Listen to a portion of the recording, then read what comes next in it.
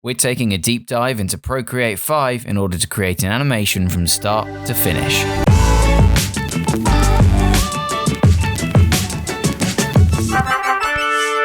TipTut. Hello everybody and welcome back to TipTut. Last time we drew this little flowery creature here, and this time we're going to take a look at animating him. So first thing we need to do is to determine how we want him to animate, what our keyframes are going to be, so at what point does he reach the apex of a particular movement in his animation, and how we're going to do the in-betweens known as tweens between those frames as well.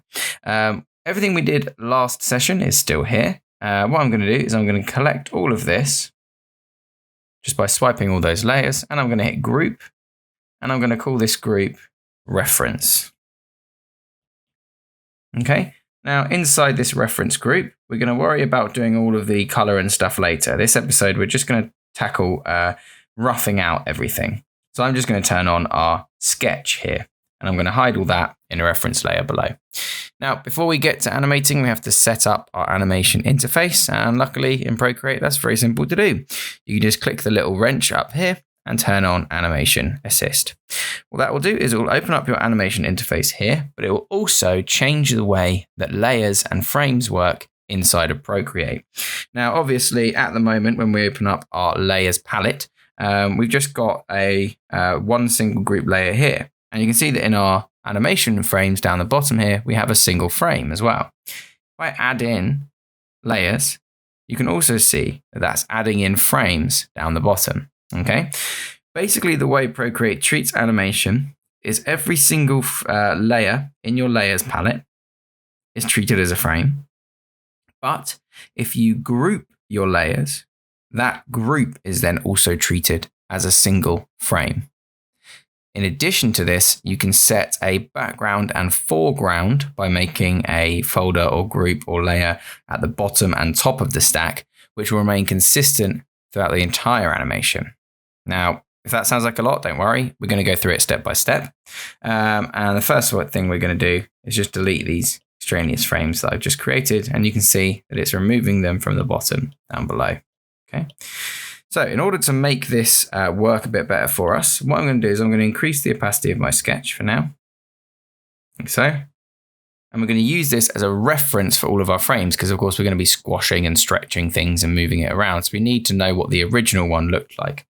So to keep that there throughout the entire animation, what I'm going to do is collapse that folder. I'm going to click on the first frame down here, and I'm going to make that the background. You can see that sort of makes that frame a little bit longer. And now if I add in a new layer, it looks slightly different in the layer palette too. And that's the best way to determine that you've correctly assigned your background frame.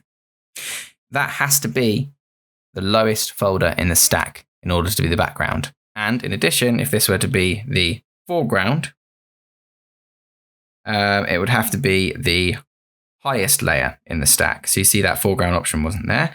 If I move it to the top, and click, I can then make it the foreground, and that will appear at the end of our animation. Now, because it's a nice reference layer, what I'm going to do is I'm going to remove it from the foreground, and I'm going to drag it back to the bottom here, and I'm going to make it our background layer. Okay, let's start adding some frames in then. I'm just going to add in a whole bunch of layers for now, because this is just going to be our keyframe steps. So what this animation is going to be quite simple. Okay, and what we're going to have is basically sort of a position 1 where he's all the way down. Excuse me, let me just pick a better color than white. Position 1 where the flower's all the way down at the bottom and he's completely squished. He's then going to transition through the middle where he's a bit stretched out. Going to hit the top where he's going to be completely squished again. And then he's going to have to come back down and be stretched in a different direction. Because of the way that the force is going to be applied on him, you can imagine that if he is moving upwards, as he will be in this section, his petals might sort of be dragged down by the force, yeah, if he's moving upwards. If we use that same middle frame, as he's coming back down, it will look weird. What we'd need is we'd need the petals to be sort of splooshing that way a little bit, yeah, as he's coming back down. So that's why we need what is basically start, middle, end, and middle again. Okay, so that's what we're going to do. We're going to rough out those particular frames. So I'm going to grab my pencil. I'm going to grab my first layer, and I'm going to call this Start. Okay? And I'm just going to start sketching this guy out. So what I will do is I'll turn on my drawing guide like we did in the previous episode here. And I'm going to edit the drawing guide to make sure that it is the standard vertical drawing guide right down the middle. And I'm going to use that to draw out most of our flower here. So the pot is going to remain the same in each section. And we're only going to be actually drawing that once. So I'm not going to be worried too much about maintaining accuracy on that part because we're only going to have to draw it once in the final thing. The rest of this, however, I'm going to try and be pretty accurate because we will be using that information. So when he's squished all the way down, yeah, we probably want these bottom leaves to be moving upwards because this is going to be the first frame where he starts at the bottom as if he's come down. Okay, so maybe we'd want something like that. Now, because these aren't attached to his head, which is what's moving the most, they're not going to actually have a huge amount of force impacted on them. Okay, so they're going to only come up just a little bit. This guy's also going to be squished, so we might make him a bit fatter. And we'll make the top of him about there. Now, you might not see that stalk because of the petals, but we'll see. Okay.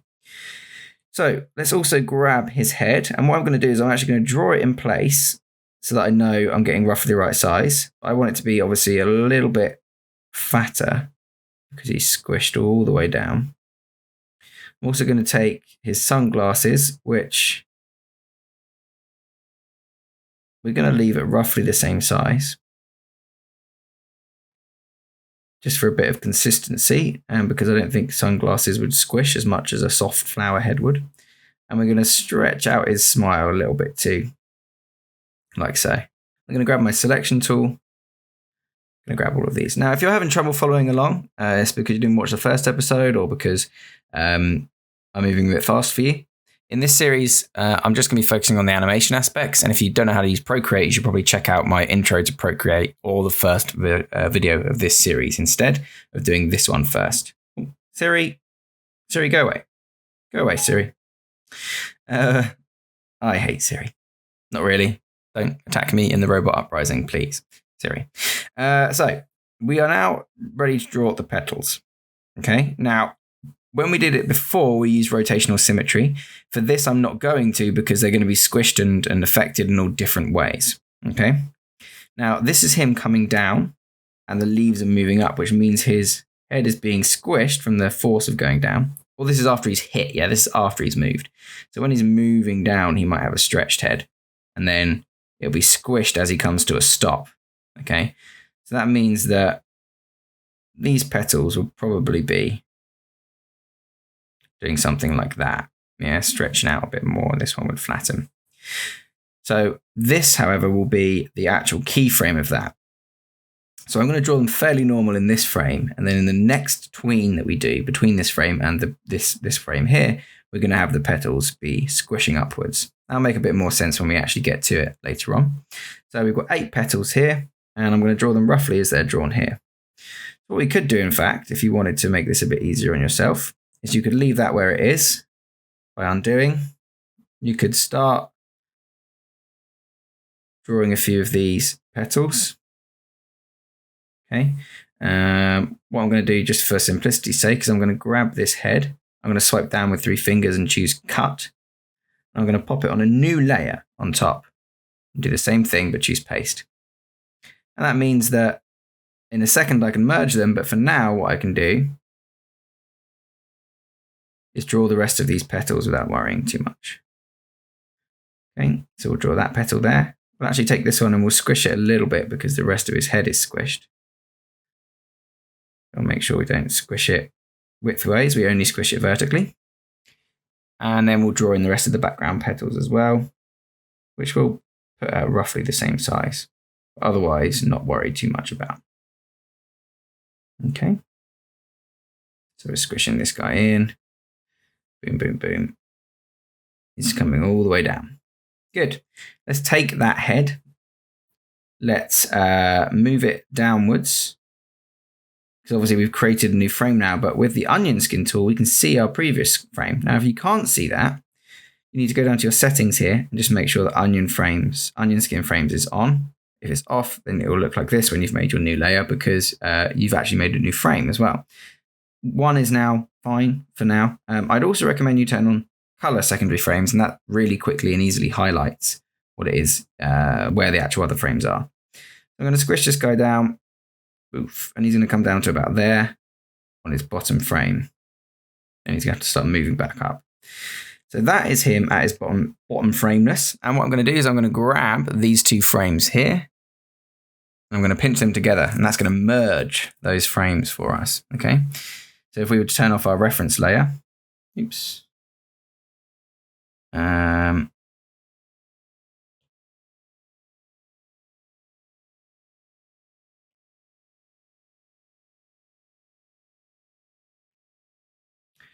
That's going to merge those frames there. So if we were to turn off our reference layer, then we can see we've got our original frame left. Now, I'm going to just, for the sake of clarity, erase a few of these sections that we're not going to see. So I know for a fact that we're not going to see any of this here.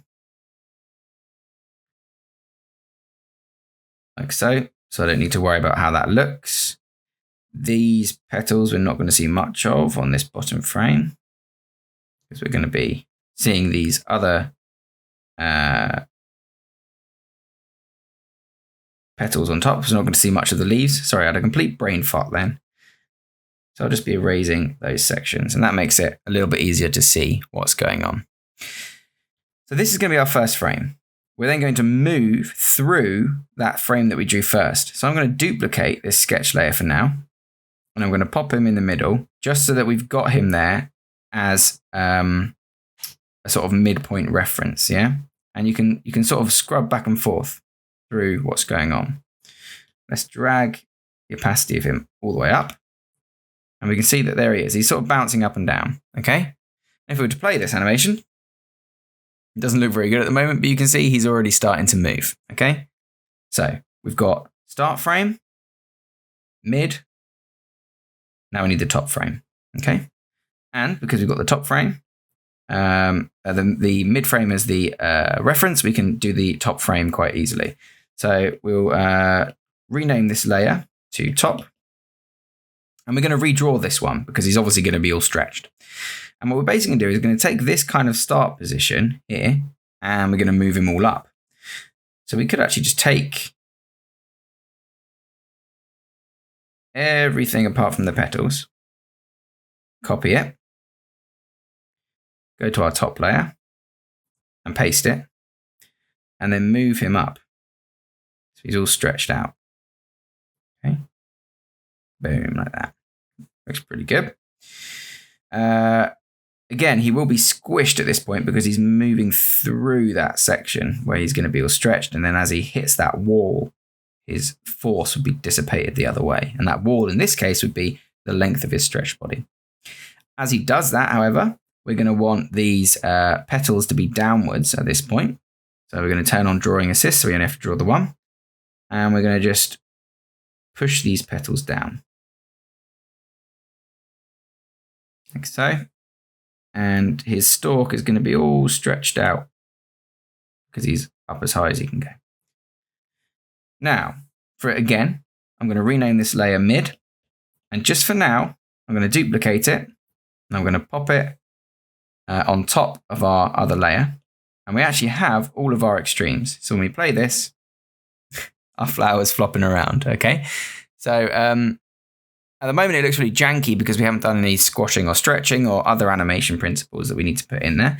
And we also haven't got any tweens. So that's what we're going to work on now, okay? What we're going to do is, first of all, I'm a fool and I didn't draw his pot on this top layer here. So I'm going to quickly do that. Again, doesn't have to be super neat because we're only ever going to draw this pot once. So I'm just going to rough it in. Okay, there we go. Again, other parts of the pot now we're not going to be able to see. So if you wanted to be super neat about it, you could come through and you could start erasing all of these sections you can't see here. But again, we're not going to actually be using any of this. It is literally just to reference our line layers. And then you can see he's going up and down. Okay. He's moving really fast though, and that's because the frames per second is set to 15. Usually traditional animation is done in 24 frames per second, but they do something called animating on twos. And what that means is they basically draw 12 pictures per second instead, so that they can draw more if they need to do something intricate or fast moving later on. So we're going to leave it on 12 frames per second, and we're going to have him jumping up and down. Cool. Let's fix these mid frames then, because they're what's going to be really going to be affecting our animation. Now, to do that, we're going to need our reference layer back. So we're just going to turn on that sketch of the original reference layer, which is the same as these mid layers. We're going to go to this mid layer and we're going to click clear. And that's going to erase it. And you know what? We'll do the same for the top too, just for now, so it's not distracting. Okay. We have our mid layer now, which is completely empty. And now because we turned on our color secondary frames, you can see that the frame before is now colored red and the frame after is now colored green. So all we need to do for this mid frame is animate something that is roughly somewhere between this red and green picture that we see here. So during this process, you can turn on and off your reference layer if you find it easier. What I'm going to do is leave it off for now. And I'm just going to quickly go through and start figuring out these frames. Now we can see that these leaves here are going to be the first thing that needs to be edited. So I'm going to make sure my assist is on. And I'm just going to bring them somewhere between where I think that's going to go. Basically, this one's directly in the middle of those two motions, and we're going to worry about easing in and out the animation a bit later on. So for now, I'm just taking the red picture and the green picture and drawing what is this pretty much exactly half the way through. And there might be some bits which are easy to do and figure out, like this pot because it's not moved, and like the leaves because they're simple. Okay. But there might be some bits which are quite complicated. And in those instances, I recommend you take things one at a time. Okay. So let's take the head first of all.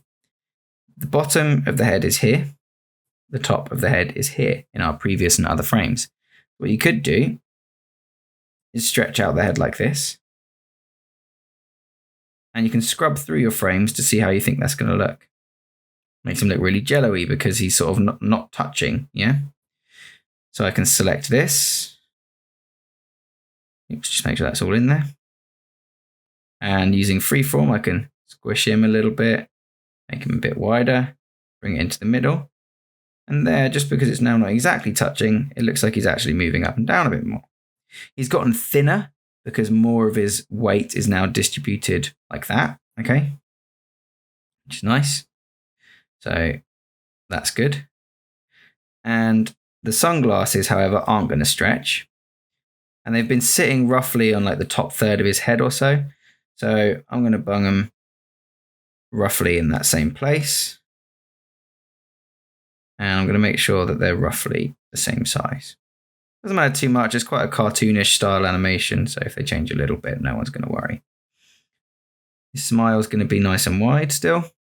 And there's the head. Now, because we've done the head, we can worry about the petals, which are probably the most complicated bit. Now, in this one, he's going up. He's moving upwards to hit the top here, yeah? Which means these petals are going to start to arc down like that. That's a really extreme version, yeah? We know we've got 8 petals. So if we have them starting in roughly the same place, but we'll pull them all down a little bit, okay? So they'll start to distort, they'll start to squash and stretch. Like so. This top one, I'm just going to have it go fatter and wider because it's going to be forced down by that motion.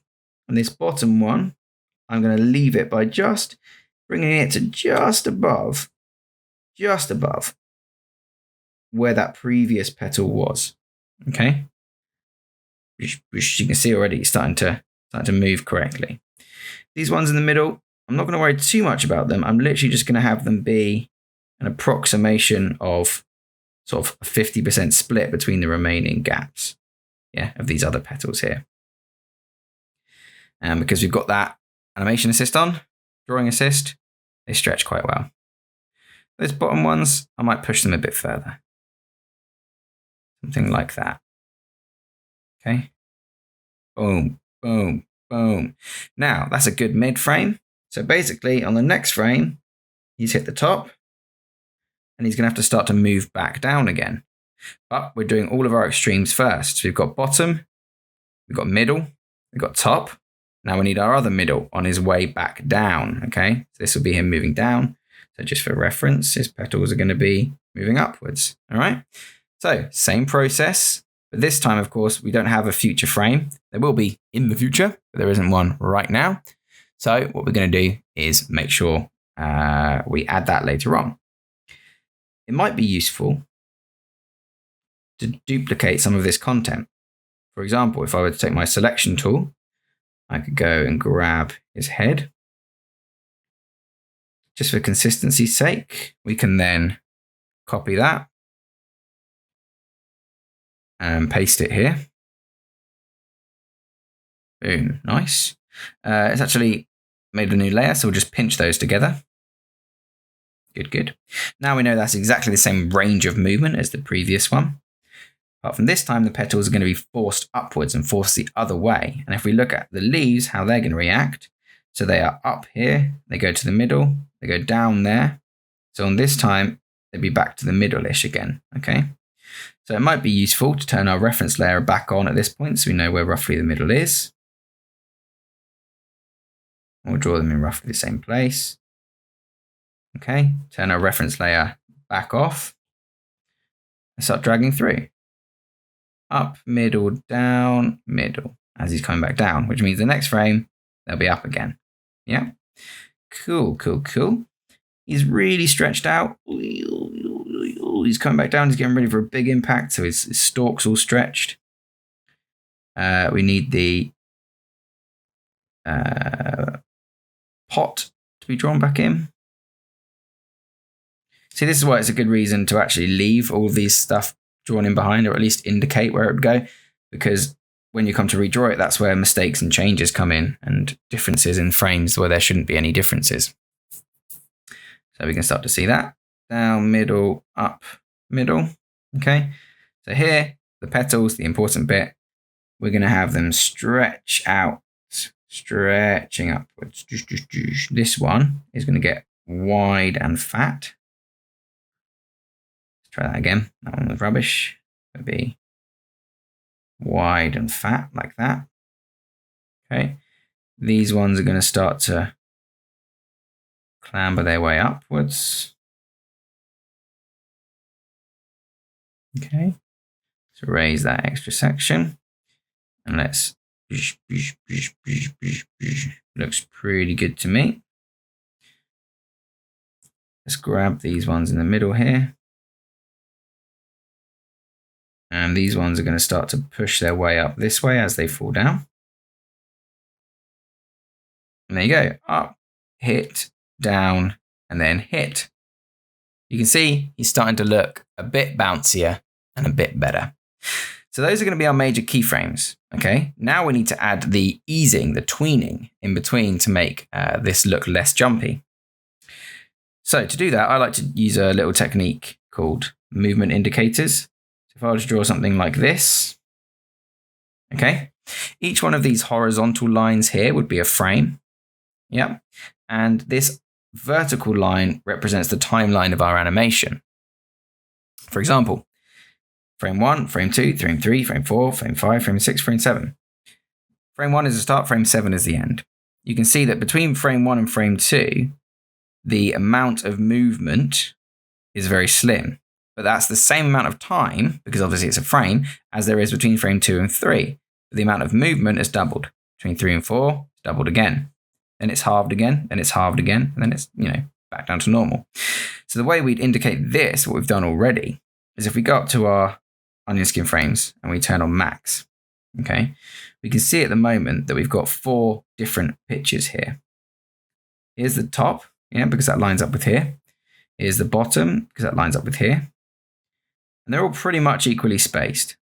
Apart from, I'd say, if we go to our last frame here and this frame here, you can see there's not actually much difference between the top of those two in certain elements. So his head might be here, and then in the next frame, or the previous frame rather than rearranging them there. The previous frame, his head's moved up only a little bit, okay? So the difference is that much. That makes sense? If it doesn't, sorry, you don't have to use them. You can just sort of visualize it if you want to, okay? So we'll undo all of that and we'll get started on these frames. So on our start frame here, what we want is sort of like an impact, yeah, because he's moving upwards. So he needs, at the end, which will actually be this frame before, he'll need a sort of frame where he settles into that motion. And they'll need that between all of these, okay? And because they're in between our key bits of motion, they're usually called tweens. So let's take a look at this one first. Here he's completely settled. Here he's starting to move through. And here he's completely settled again. So I'm going to come and grab my layers and I'm going to add my first tween. Okay, I'm going to remove some of these onion skins until it's just down to one frame again. And let's just get this stuff out of the way first. Okay, let's turn on our drawing assist. Just add the pot because we know that's going to stay the same. Nice.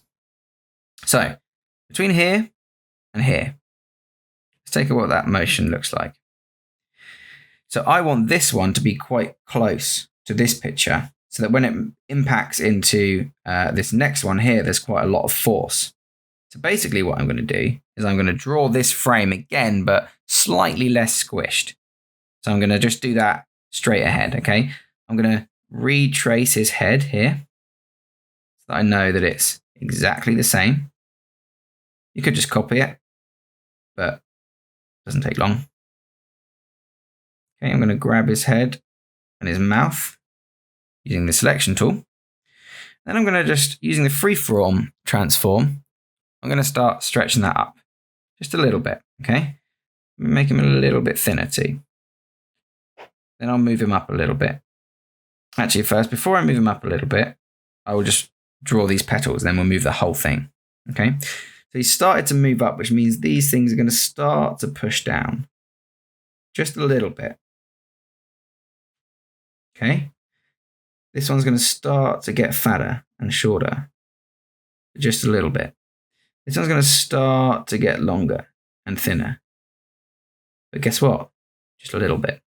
Same with all these behind ones here. They're going to start to stretch, but just a little bit. Then when we grab everything that we've just drawn there,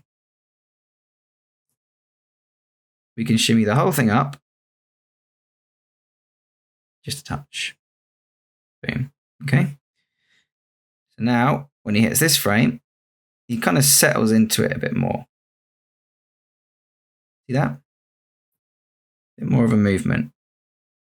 And then a big pop. Bam! Into that one. That's what we want. So, because that's only moved a little bit, we know that our leaves are only going to move a little bit as well. His stalk's going to get ever so slightly thinner. The leaves are going to get ever so slightly lower on that red section. Bam. There's our first in-between frame. Let's go to the mid. Now we need this frame, essentially here before he settles into this position. So we'll add in another tween.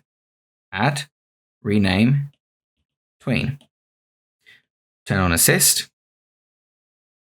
We'll redraw the pot because it's the same.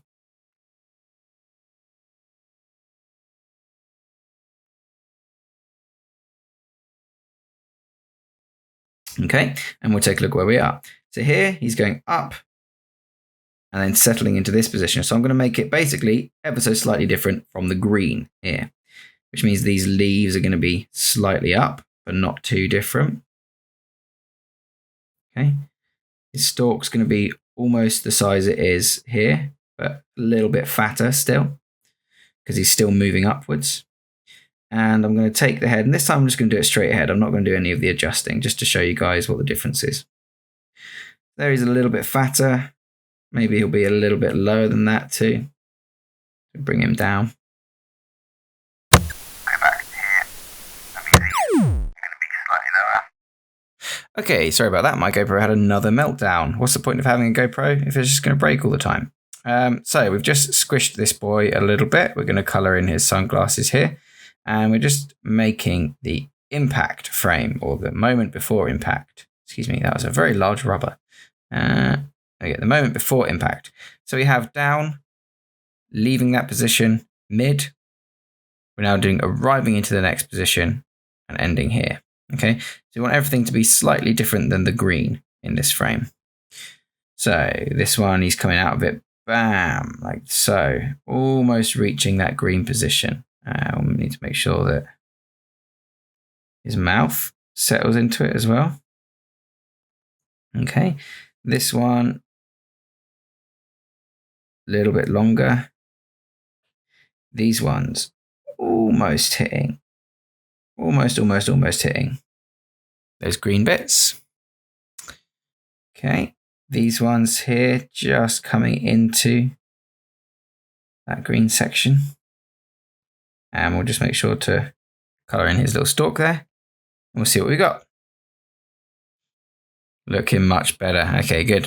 So you can see here we've now got start, tween, mid, tween, end, and then mid again. So what we actually need is a tween in between each of these keyframes, believe it or not. It doesn't have to be one tween, it can be more than one. For the sake of brevity in this tutorial though, I am just going to do one tween. So we've got start tween, mid tween, top, and you can see we need a tween here. Just a nice quick way to actually ensure that you've got all the right frames you need is just to look at your layers. I'm going to turn on drawing assist with this one. And what we want is the difference between here and here. We want it mostly to be like the red. There's not very many differences apart from his head here. So again, I'm going to take his head, take his sunglasses, color those in. And I'm going to grab my lasso tool, stretch him out a little bit, thin him out a little bit, center him a little bit, move him down a little bit. That's all there is to it. Let's grab some of these frames here, have them be almost like the red, almost doosh, doosh, because he's not really moving there, so that's okay. And we'll have them just start to morph towards these green frames.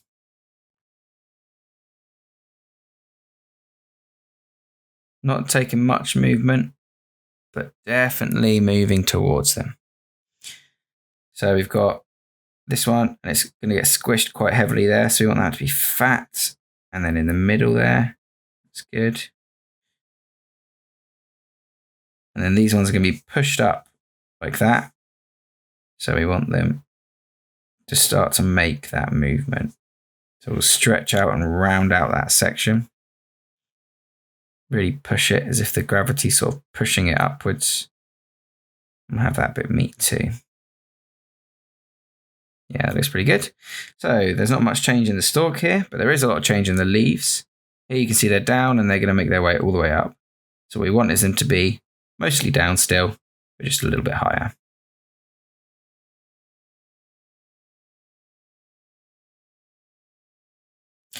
Let's draw in the rest of the stalk and the rest of the pot.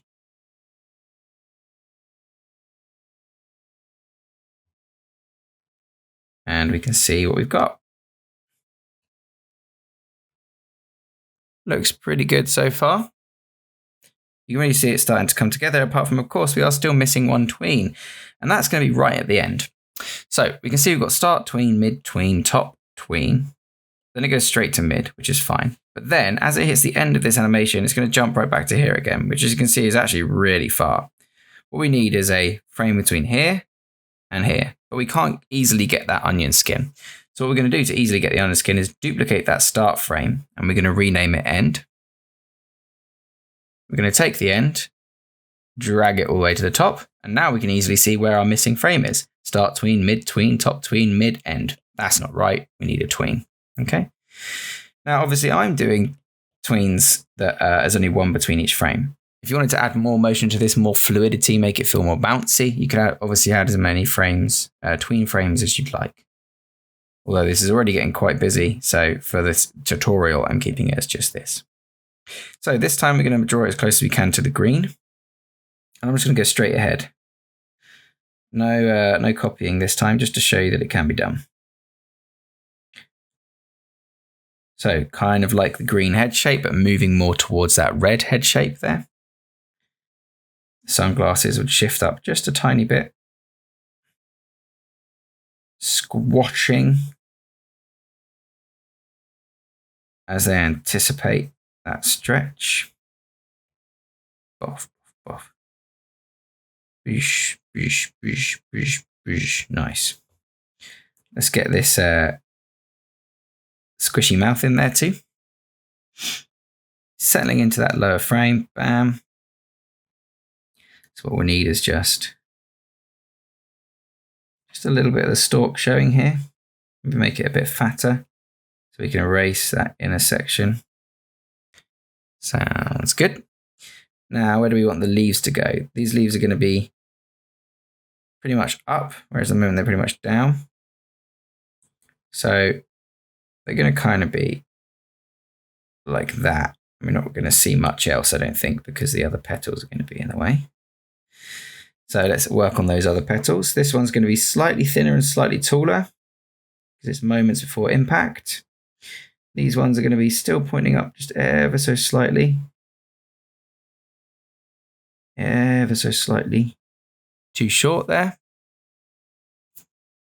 These ones are going to be, again, just ever so slightly up. Ever so slightly up. These ones are going to be ever so slightly squished. So again, I didn't know how to draw that leaf properly. Now I do. That curve's probably going to be just about there. Let's draw in that static pot again.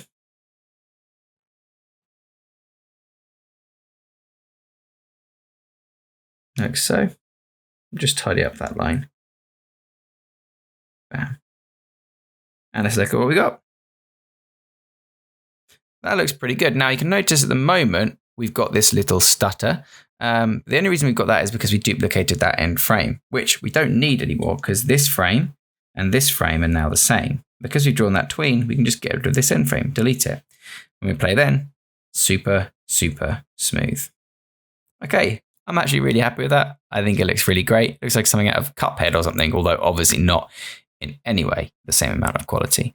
In terms of animating, that is it. Okay, that's all the roughing that we're going to do. The next section is just going to be dealing with how we clean this up, how we deal with lots of layers inside of frames in animation, the best practices that I've found for working with that sort of thing. But apart from that, that is it. So if you're happy working on that ahead by yourself, go ahead. If not, wait for the next episode and we'll do it together.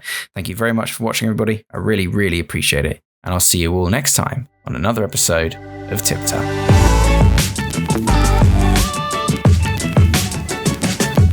Remember to subscribe for more tips, tricks, and tutorials. Thanks for watching.